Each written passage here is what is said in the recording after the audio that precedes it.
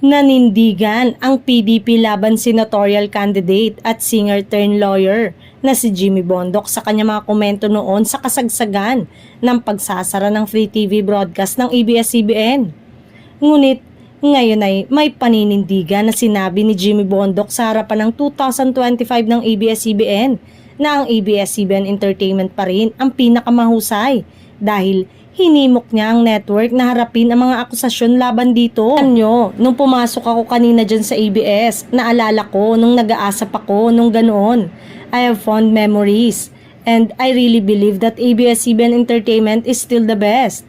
It's the best in the world. Ang galing, kailangan po yun na pangalagaan, pati nung management or corporate and the legal side of ABS-CBN.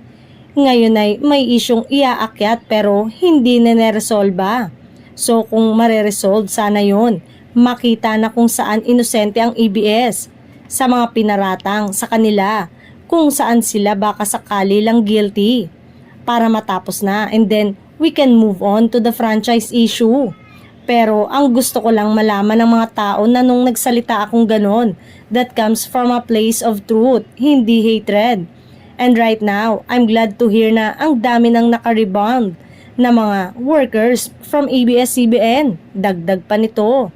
Samantala, mula nang hindi na-renew ang free TV broadcast franchise ng ABS-CBN, wala pang kasong isinampalaban dito kaugnay ng mga isyong inilabas sa mga pagdinig ng kamera.